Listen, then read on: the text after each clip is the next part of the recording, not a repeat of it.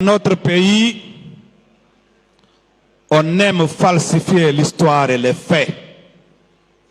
Parce que dans notre pays, on aime amuser la galerie. Parce que dans notre pays, on aime la fuite en avant. Et parce que maintenant là, dans notre pays, le débat, c'est le dialogue. Le dialogue, le dialogue. Le dialogue, pourquoi faire? Nous allons en parler un peu, un tout petit peu. Dans notre pays, il y a des acteurs et des partis politiques qui, au lieu de mobiliser leurs militants, au lieu d'organiser des assemblées générales, au lieu d'organiser des réunions, au lieu d'animer ce qu'ils ont appelé leur parti politique et que nous appelons parti cabine téléphonique, ils préfèrent s'ériger en mouvement de soutien du CNRD qui n'en a pas besoin. Parce que le CNRD a dit et réitéré qu'il n'est candidat à aucune élection. Et donc, il n'a pas besoin de mouvement de soutien. Il n'a pas besoin d'activité de soutien.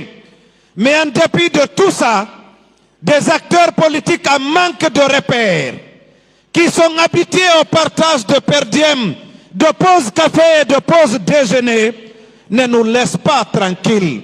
Ils ne font que bourdonner dans nos oreilles. Ils ne parlent pas d'eux-mêmes, parce qu'ils n'ont ni siège, ni projet de société, encore moins de militants. Tenez-vous bien, tenez-vous bien. Même leurs épouses viennent à l'Assemblée générale de l'UFDG. Même leurs enfants viennent à l'Assemblée générale de l'UFDG. Mais ils font semblant tous les jours. Heureusement que les médias existent. Il faut remercier FIM FM, remercier Espace, remercier tous les médias. Parce que si le pléthore de partis cabines téléphoniques fait semblant d'exister, c'est dans les médias. On ne connaît pas leur siège, on ne connaît pas leur assemblée générale. La presse qui est là, vous savez pertinemment que parmi la centaine de partis qui disent exister, parmi la vingtaine de coalitions politiques fabriquées entre décembre 2021 et maintenant là, novembre 2022, vous savez pertinemment que pour les samedis, vous ne partez pas à plus de 5 sièges dans Conakry. Vous le savez pertinemment. Ils n'ont pas de siège, ils n'ont pas d'activité, mais ils sont prompts tous les jours à parler de l'UFDG et de l'ANAT. Ils sont en train de dire que notre parti va se faire exclure, que l'ANAT a eu tort, que les coalitions qui n'ont pas été à la Mamaya ont eu tort. Rassurez-vous que comme en 2019, quand nous avons refusé de cautionner le coup d'État constitutionnel accompagné des élections législatives ensanglantées, nous avons eu raison de ne pas répondre à cette mamaya-là. Soyez rassurés que nous avons eu raison de ne pas nous associer à ça. Parce que nous savons c'est quoi le dialogue politique. Nous l'avons animé pendant toutes ces années. En 2013, nous avons fait le dialogue politique sous l'égide de M. Saïd Djinit pour aller aux élections législatives, à l'issue desquelles nous avons empêché au parti au pouvoir d'alors d'avoir la majorité des 2 tiers. Et nous avions le plus important groupe parlementaire de l'opposition politique, aussi bien de la Guinée, mais de l'Afrique de l'Ouest, dans une assemblée parlementaire. Applaudissez pour vous-même. Nous avons eu le dialogue de 2014 et 2015. Et après, nous avons eu le dialogue de 2016, qui nous a conduits aux élections communales, qui a fait en sorte que nous avons eu une nouvelle CENI, qui nous a permis d'auditer le fichier électoral guinéen. C'était un accord politique interguinéen, présidé par un ministre à l'époque de la République. Mais, pour aller à ce dialogue, vous êtes témoins.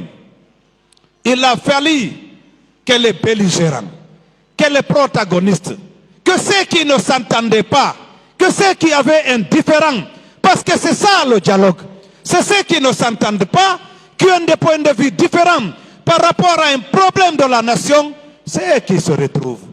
ceux qui font des tractations, avec bien entendu la facilitation, la médiation souterraine des institutions internationales accréditées en Guinée, l'Union européenne, les Nations unies, l'ambassade des États-Unis, de la France, la CEDEAO, que je tiens à saluer de passage, parce que depuis 10 ans, depuis 12 ans, ils ne se sont pas fatigués d'accompagner la Guinée et les Guinéens pour sortir de cette crise qui n'a que trop duré. Le dialogue dont on nous parle, un seul groupe se retrouve, ils élaborent les termes de référence.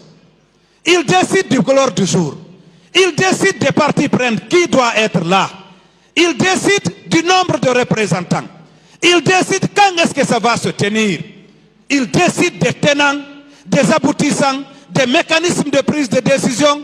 Ils décident même de l'exécution de dialogue. Après, ils veulent inviter les gens. Ça, c'est quel type de dialogue, ça? C'est quel type de dialogue, ça? Ce n'est pas ça, le dialogue.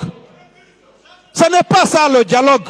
J'ai lu quelqu'un dans Guinée Matin, un certain Sadio Bari, politologue, qui a dit, est-ce que ce qui est en train d'être organisé, qui a débuté hier, est-ce que ce n'est pas un dialogue contre le véritable dialogue? Cette assemblée générale-là, elle est extrêmement importante. Ce que j'ai envie de dire au président colonel Mamadi Doumbouya, rien n'est encore tard. Rien n'est tard. Ils doivent comprendre que l'ANA de l'UFDG, en tant que tombeur du troisième mandat illégal et illégitime, nous sommes des partenaires naturels du CNRD. Nous sommes des partenaires naturels du CNRD dans les conditions normales. Il ne faut pas que des politiciens de circonstance qui pensent qu'à l'image de 2010, les élections pourront être transférées à quelqu'un par le CNRD. Ce n'est pas possible. Ce n'est pas possible. Ce n'est pas possible. C'est que moi j'invite humblement le colonel Mamadi Doumbouya à prendre son téléphone. Appeler le président Cellou Dalein Diallo. Appeler le président Sidya Touré. Organiser leur retour paisible en République de Guinée dans la sérénité et dans la paix. Faire en sorte que le peuple de Guinée se retrouve et discute de comment conduire la transition. J'invite carrément le colonel à libérer les prisonniers politiques et d'opinion, à faire en sorte que Cellou Dalein et Sidya Touré reviennent en Guinée. Ceux qui sont en train de lui dire que des élections auront lieu en République de Guinée, en excluant les principaux partis auxquels les Guinéens ont fait confiance jusqu'à maintenant là, ils n'aiment ni le colonel, ils n'aiment ni le CNRD, ils n'aiment pas la République de Guinée.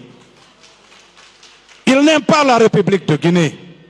Et donc, après cette invite-là, ce qu'il nous reste à faire, c'est de vous demander de continuer à croire au leadership du président, à la direction nationale du parti. Toute décision qui est prise ici, c'est qu'elle est conforme aux intérêts des militants à la base que vous êtes. Je vous remercie. Merci bien.